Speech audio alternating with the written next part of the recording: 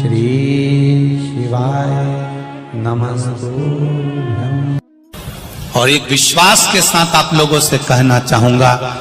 जितने लोग आस्था पर कथा सुन रहे हो, जितने फेसबुक यूट्यूब पर सुन रहे हो, और जितने लोग मालेगांव की ये पवित्र भूमि पर बैठकर कथा सुन रहे हो, दिल से कहूं आप लोगों से, आप स्वीकार करिएगा, दुख की घड़ी में कोई आए चाहे ना आए, अगर आपने दिल से, कर्जा हो गया, समस्या विकट हो गई, तकलीफ बढ़ गई, दुख बढ़ गया, आप शंकर भगवान के मंदिर में जाकर, ये जरूरी नहीं है कि आप सीहोर आए या कहीं जाएं, आप तो आपके घर के पास में जो शिव मंदिर हो, उस मंदिर में एक लोटा जल चढ़ाना चालू कर दो, वो धीरे धीरे दुख काटना प्रारंभ कर दे, काटेगा दुख। बस जल चढ़ाने का एक नियम है शिव जी का। शंकर भगवान को जो जल चढ़ाया जाता है दुख काटने के लिए, तकलीफ काटने के लिए, कष्ट मिटाने के लिए, तो एक नियम है शंकर भगवान का जल चढ़ाने का जो नियम है। जैसे ये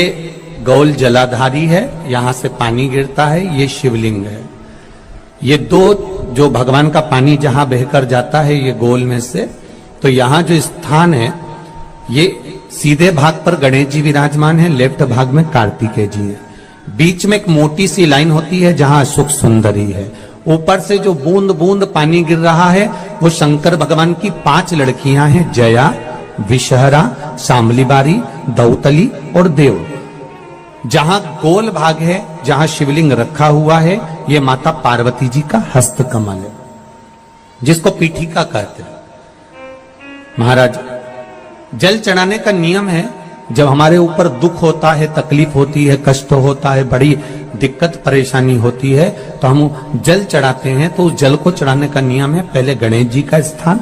कार्तिकेय का स्थान, अशोक सुंदरी की जगह, फिर माता पार्वती की पीठिका, उसके बाद जलाधारी को स्मरण कर कर जल धीरे धीरे शंकर भगवान पर छोड़ा जाता है। जब धीरे धीरे शिव जी पर जल चढ़ाएं, उसके बाद में आप अपने मन की कामना जब जल चढ़ाते जाएं और बाबा से कहते जाएं, बाबा, रोज कामना कहने की जरूरत नहीं है, एक बार आप कामना करो और उसके बाद जल चढ़ाना प्रारंभ करो, और उसको कहना जरूर, तेरे दरबार से कोई खाली नहीं गया मेरे शंभू, मैं नहीं जानती, मैं तो इतना जानती हूं कि कंकर शंकर है और तू सुनता जरूर है। ब्रह्मा ब्रह्म लोक में है, भगवान विष्णु वैकुंठ लोक में है, पर मृत्यु लोक में मेरा देवाधिदेव महादेव है, मेरी सुनेगा जरूर। और बाबा से विनय कर कर आप आइए। जल चढ़ाने का नियम, अगर दुख है, तकलीफ है, कष्ट है, तो ऐसे चढ़ा दो, और अगर मन कर रहा है डायरेक्ट शिव जी पे चढ़ाना हो तो तुम्हारी मर्जी है, उसमें कोई मना नहीं। शिव तत्व किसको कहते हैं? शंकर का गुणगान, शिव का स्मरण, भगवान शंकर का मंत्र जाप किसको कहते हैं? ये वही समझ सकता है जिसके भीतर शिव समाया होगा। और एक विश्वास के साथ आप लोगों से कहना चाहूंगा,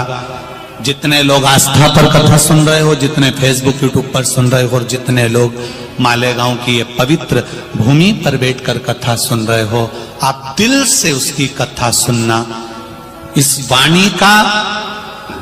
इस व्यासपीठ का एक शब्द हो सकता है, हॉस्पिटल में पड़ा हुआ कोई व्यक्ति, कर्जे में डूबा हुआ कोई व्यक्ति, गलत व्यसन में पड़ा हुआ कोई व्यक्ति को आपके द्वारा निकली हुई वाणी से भी बाहर निकाल सकता है। जैसे उस मां को कहा किसी ने, सीहोर वाला महाराज कहता है, एक बार चले तो जा शंकर जी के मंदिर में, उसने पत्र भी लिखा। जब वो सीहोर वाला महाराज कहता है, चिल्ला चिल्ला कर कहता है, एक लोटा जल सारी समस्या का हल, तो जा। 7 साल में उस बच्चे की वाणी वापिस आ सकती है जो वाणी नहीं थी। जब वो वाणी मेरा महादेव दे सकता है, वो देखो उस माँ के चेहरे की खुशी, उस माँ के चेहरे की रौनकता, जिसका बेटा 7 साल बाद बोला हो, उसका आनंद देखिए कि कितना होगा, कितना आनंद होगा। एक बात और अच्छे से समझ लीजिए, जो बच्चे चिड़चिड़े होते हैं, चाहे घर में बेटे हों, बहुएं हों, सास हो, ससुर हो,